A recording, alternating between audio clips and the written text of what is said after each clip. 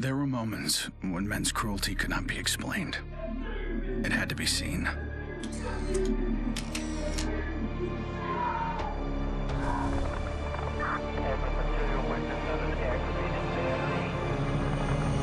The perfect shot pierced our numbness, sent up a flare to save the next generation. It said, "This is where we've been. Don't follow." Then there was no one left to heed the warning. The only one left to save was yourself.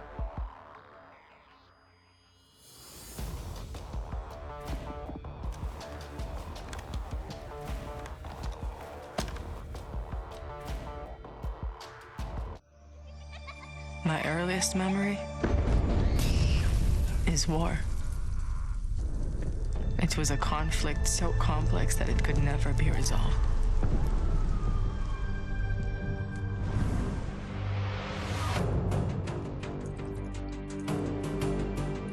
But this war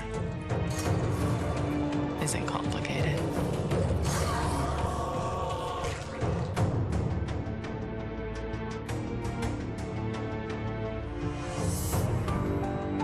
Death is still heartbreak.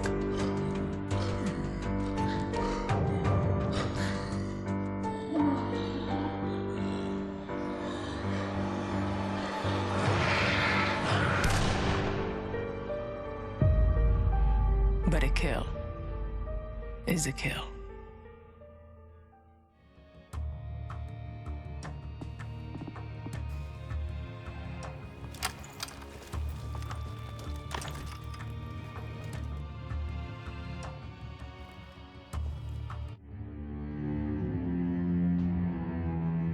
Don't play in the dirt, Ethan. Stop fighting, Ethan. Be polite, Ethan.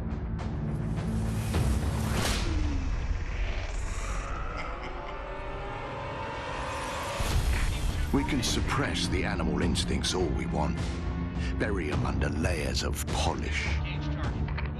But they exist for a reason. When we lived in a genteel fairy tale world, somebody did the dirty work out of sight. But when the fairy tale turned nightmare,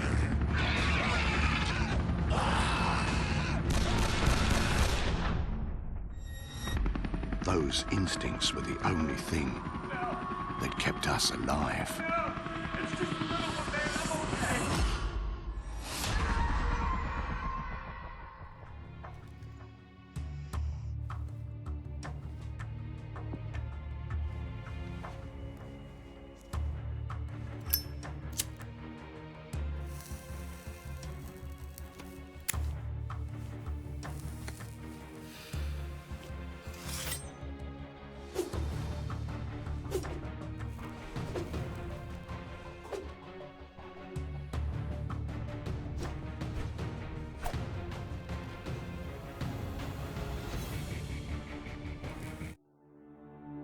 Where there is life, there is light. The glow of hope. At times it burns brightly, but dwindles and fades.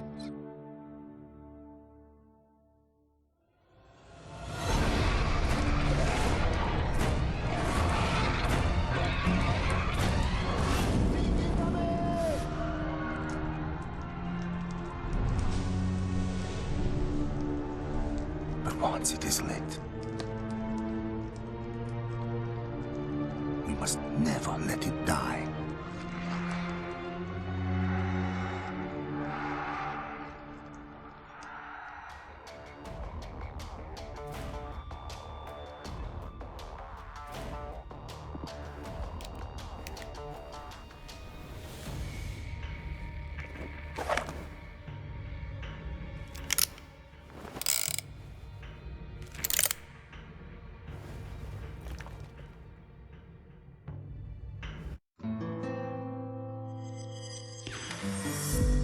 I was born into this life. I suffered for it. reap the rewards. I could tell you that I didn't want it, that I tried to get out. But I got no reason to lie anymore.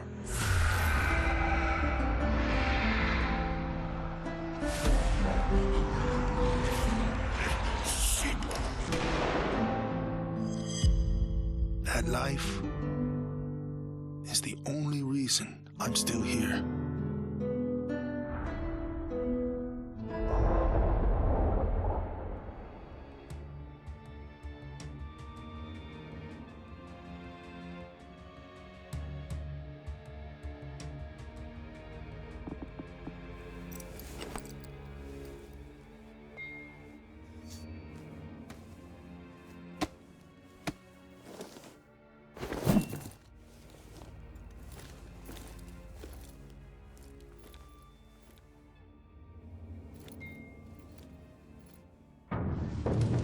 We're so small, really. Insignificant.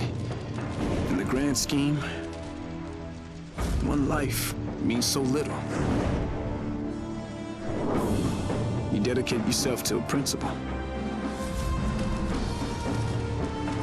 But in the end, it's out of your control.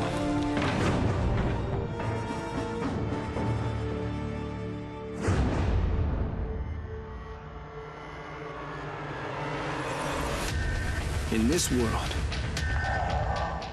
principles get you killed. You lend a hand, it gets torn off. You hesitate, you die. So you want to save someone? Save yourself.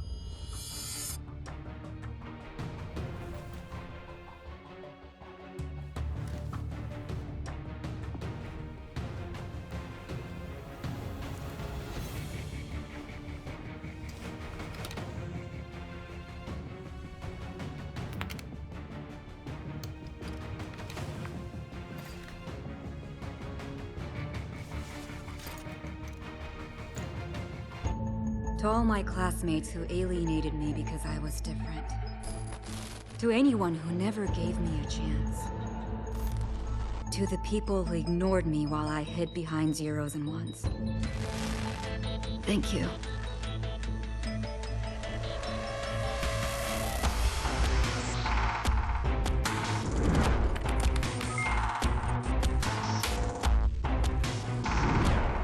Without you, I would never have made it this far.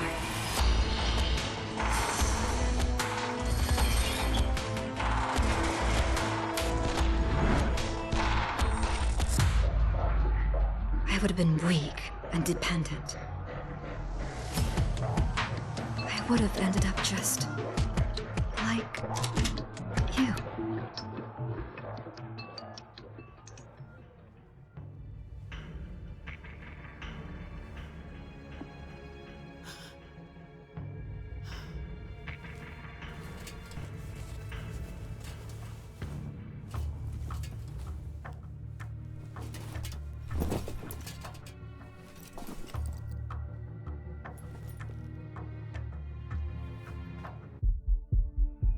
There's never a moment when you forget.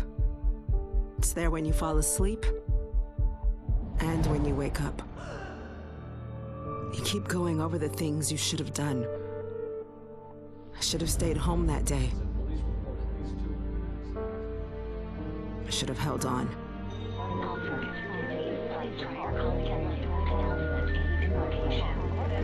The agony is always there.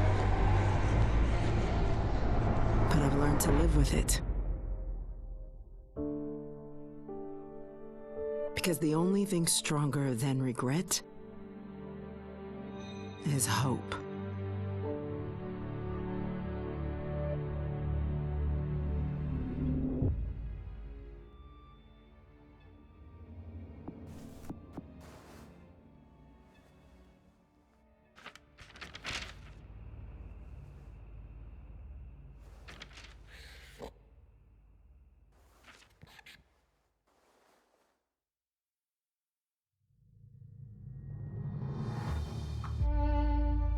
I was never afraid of Cachet the Deathless. I laughed had the fairy tale of this undead phantom. A woman of science would never fear such silliness. But what do we know?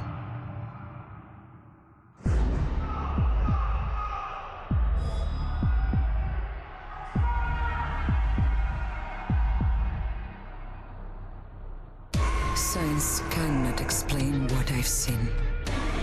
And in the face of such horror, there is no logic.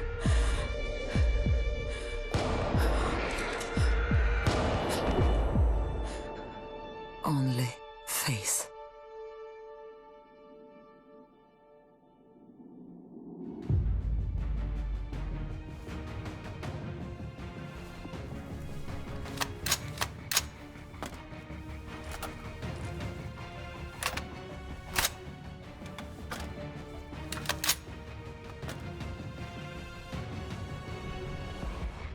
I was just a boy when the Soviet Union collapsed. The nation was divided in two. Those with power, and those without. At 8 years old, I learned the price of weakness. And I vowed never to pay that price again. I became the strong man. I gathered wealth, influence, and power. But nature is indifferent to the hierarchy of men. Once more, she burned my world to ashes, leaving only bitterness and the rage I would need to survive.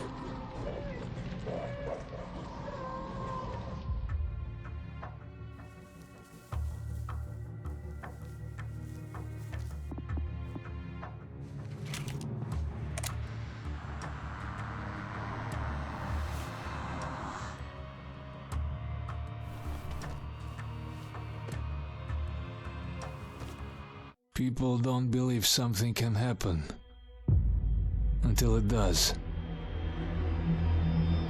They live in cheerful ignorance of the coming storm. I could see nothing else. When it finally arrived, I felt relief. At least now the danger had taken shape. Now, I had a target.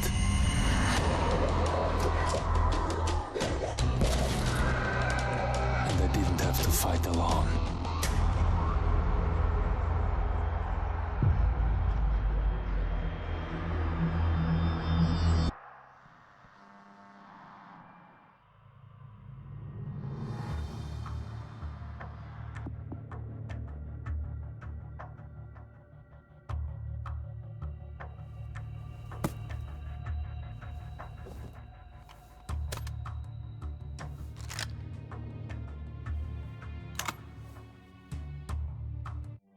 I will not be welcome in the kingdom of heaven.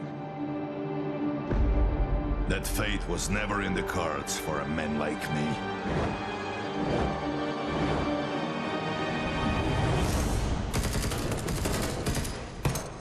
The Lord had other plans.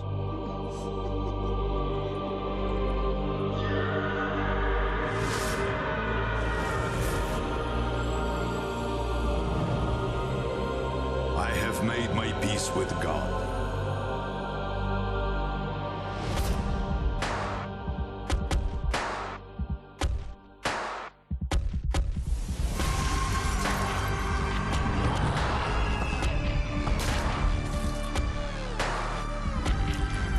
He is with me in this life. And that is enough.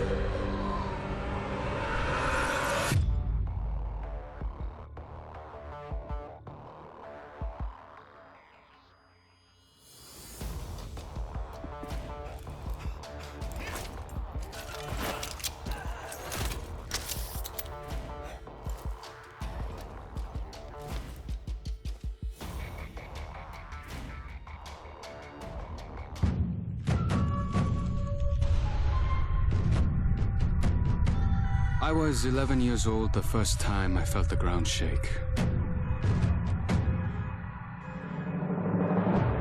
My instinct was to leave. But my grandparents wouldn't hear of it. This is our home, they told me. We don't leave.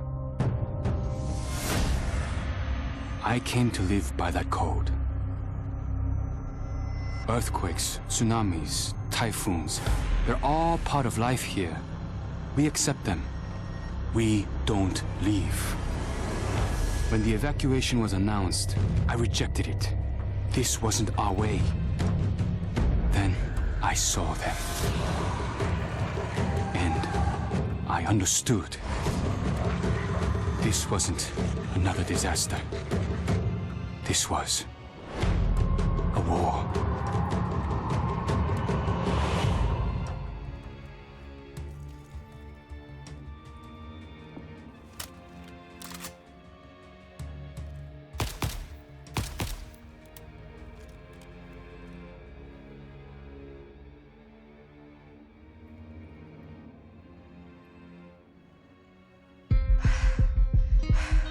Nobody expected a 9-year-old girl from Tokyo to be fascinated by guns. Nobody imagined a 22-year-old university senior would drop out and train for the biathlon. Nobody believed that the daughter of a salaryman could win Olympic gold. And nobody predicted that a necrotic plague would decimate our planet's population. But life is all about the unforeseen.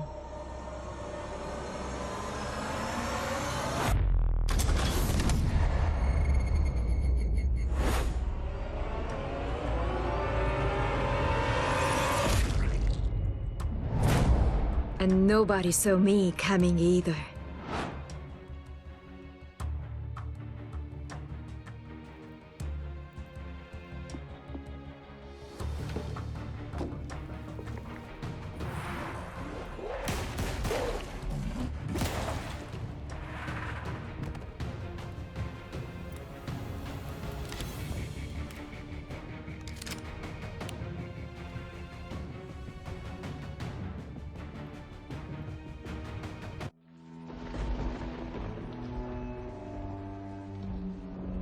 I always wanted to be a cop.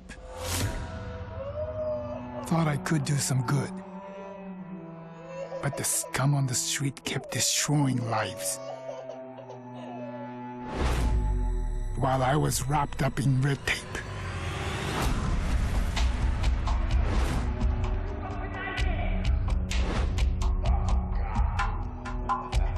Shackled by senseless laws. The virus stripped all that away, left us to fend for ourselves. And finally, the chains were off.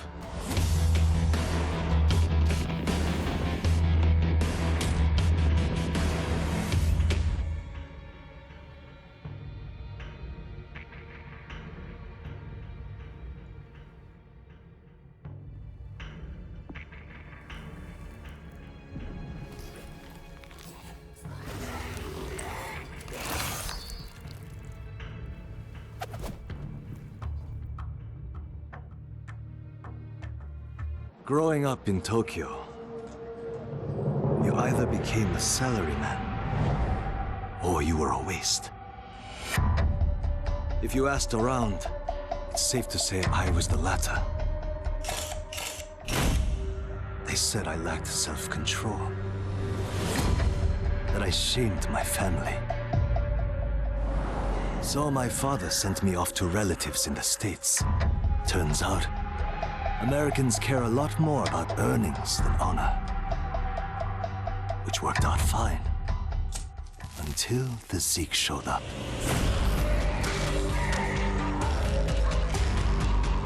The Japanese decided to evacuate.